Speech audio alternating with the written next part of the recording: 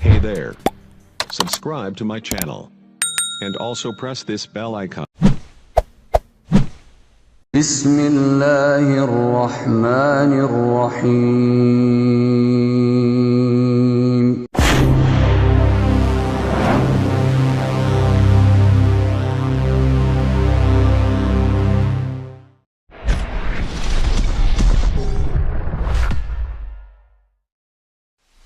Bismillahirrahmanirrahim. Assalamualaikum warahmatullahi wabarakatuh. Alhamdulillahirabbil alamin. Assalatu wassalamu ala asyrafil anbiya'i wal mursalin wa ala alihi washabihi rasulillahi ajma'in. Rabbi shrah li sadri wa yassir li amri wahlul 'uqdatam min lisani yafqahu qawli. Alhamdulillah, puji syukur kita ucapkan kehadirat Allah Subhanahu wa taala. Sampai hari ini Allah masih memberikan kesehatan kepada kita semua. Salawat dan salam kepada Nabi Allah Muhammad sallallahu alaihi wasallam. Allahumma salli ala Muhammad wa ala ali Muhammad. Uswatun hasanah buat kita semua, contoh suri tauladan hidup untuk seluruh umat manusia. Saudara sekalian, pada kesempatan kali ini kita kembali membicarakan tentang perbandingan agama. Kita mencoba menyikapi dan sekaligus coba memberikan reaksi tentang apa yang dipaparkan oleh salah seorang jemaat dari Kristen ini. Yang memberikan informasi dan menyatakan dengan jelas dan tegas bahwasanya Yesus itu tidak ada dalam perjanjian lama, begitu ya. Perjanjian lama bungkam dan tidak sama sekali ada menyinggung tentang Yesus. Ya, karena memang perjanjian lama ini kan referensinya adalah rujukannya adalah Taurat, begitu ya. Apa yang disampaikan kepada Nabi Musa, nah, kemudian diikuti oleh kaum Yahudi, yang disampaikan dan diajarkan oleh kaum Yahudi, yang kemudian disadurlah oleh saudara-saudara kita yang beragama Kristen, dijadikan salah satu bagian daripada Alkitab itu yang disebut dengan Old Testament ataupun disebut dengan Perjanjian Lama. Nah, penjelasan dari salah seorang yang beragama Kristen ini, dia mengatakan bahwasanya di Perjanjian Lama itu tidak ada informasi tentang Yesus sama sekali. Seperti apa penjelasannya, saudara? Yuk, mari sama-sama kita saksikan ulasan saudara kita. Dengar baik-baik. Di perjanjian lama belum ada yang namanya Yesus. Anda bisa bantah fiti ini, ya, orang-orang Kristen. Tidak ada Yesus di perjanjian lama. Secara eksplisit tidak ada, bahkan Yesus belum muncul di perjanjian lama Old Testament atau di kitab tanaknya orang Yahudi.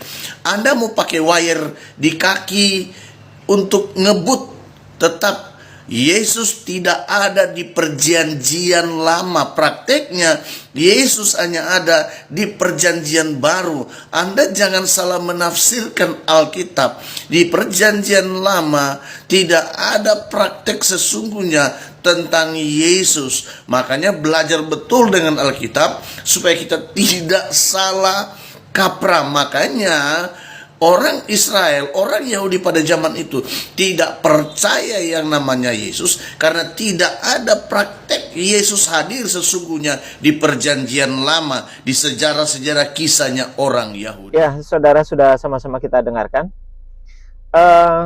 Kesan yang saya tangkap terhadap apa yang disampaikan, yang dijelaskan oleh saudara kita ini, saya tidak tahu siapa nama saudara kita ini yang beragama Kristen ini.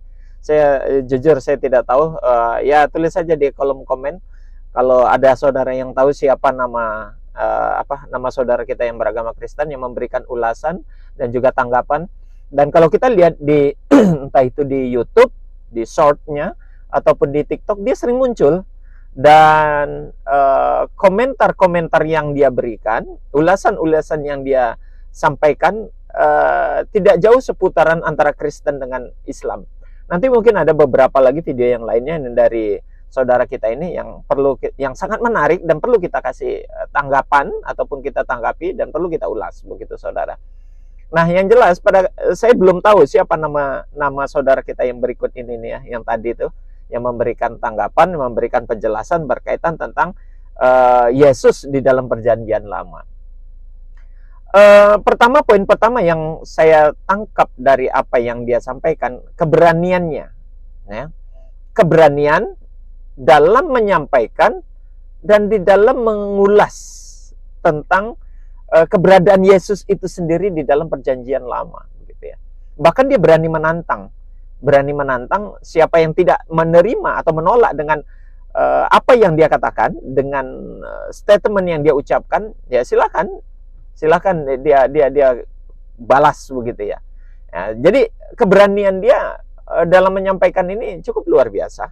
Dimana kalau ketika ini diekspos gitu ya di media YouTube ini, hal ini tentunya akan dilihat oleh banyak orang, ya, dan tidak tertutup kemungkinan justru dari kalangan mereka sendiri, khususnya para pemuka-pemukanya, begitu ya, para pendeta, para pastor, gitu ya, dan dia pasti akan melihat komennya begitu, dan dia berani menyatakan itu, dan apa namanya ya, seolah-olah ini satu tantangan bagi orang-orang yang menganggap, yang mengakui bahwasanya Yesus itu sudah ada dari dahulu, begitu.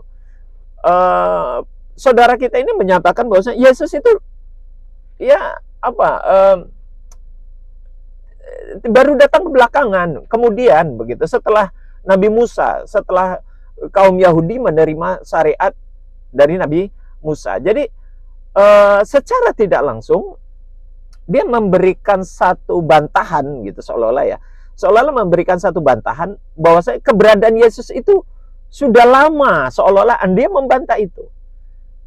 Orang-orang yang mengatakan Yesus itu ada dari awal, sejak semula, seolah-olah dia membantah itu, begitu. Jangankan jauh ke belakang, di dalam Alkitab perjanjian lama saja tidak ada berita tentang Yesus, itu tidak ada.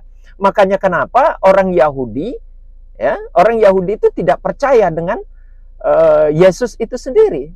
Sampai detik ini Yahudi itu tidak beriman ataupun tidak meyakini tentang keberadaan Yesus itu sendiri.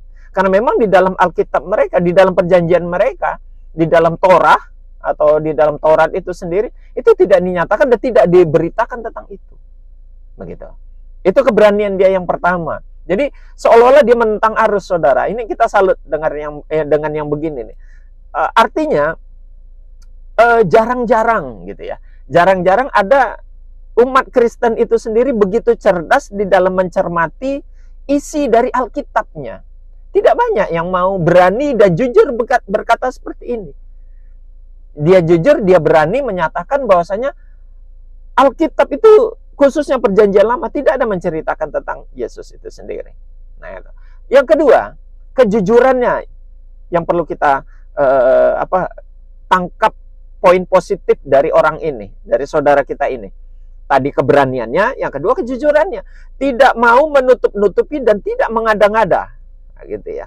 Ya apa adanya. Ya karena memang di dalam Alkitab itu, perjanjian lama itu sama sekali tidak ada memberitakan tentang ketuhanan Yesus itu sendiri.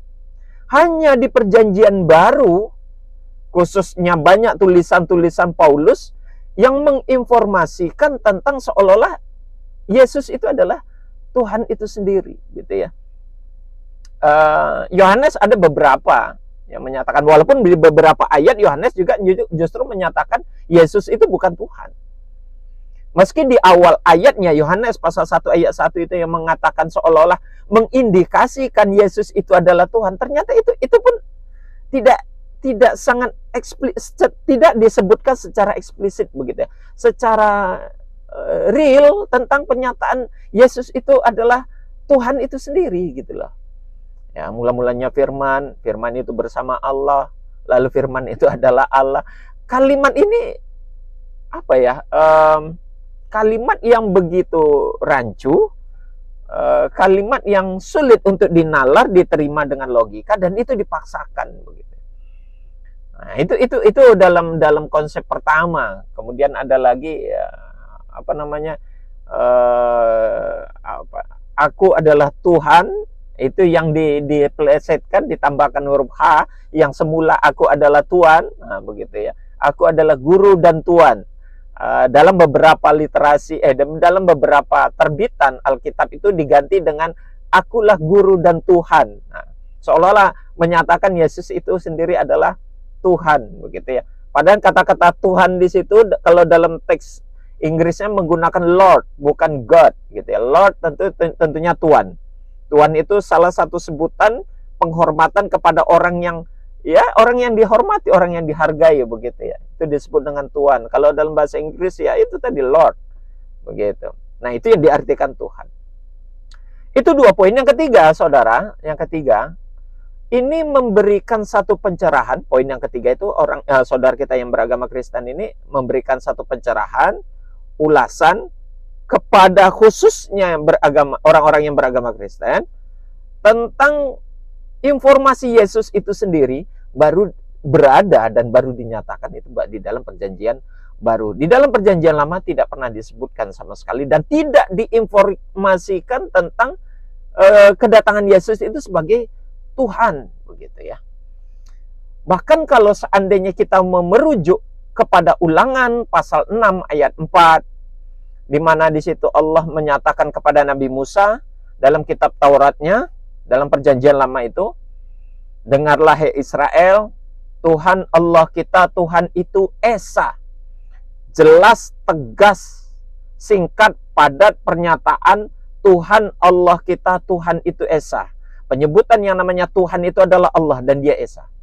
Itu lagi yang diulang oleh Yesus, pernyataan itu di dalam Markus pasal 12 ayat yang ke-29 diulang lagi. Yesus mengatakan atau jawab Yesus, dengarlah hai Israel, Tuhan Allah kita, Tuhan itu Esa. Nah, diperkuat lagi dalam Yohanes pasal 17 ayat 3. Hidup yang kekal itu mereka mengenal Engkau satu-satunya Allah yang benar dan mengenal Yesus Kristus yang telah Engkau utus. Jadi kalau andai saja itu di-combine, Saudara, ketiga ayat itu, pernyataan yang begitu kuat, jelas dan tegas tadi itu menginformasikan tentang ketuhanan Allah dan tentang keesaan Allah itu sendiri. Ya. Tentang ketuhanan Allah dan tentang keesaan Allah. Nah, ini yang menjadi satu satu konsep yang seharusnya diterima oleh saudara-saudaraku yang beragama Kristen, gitu ya.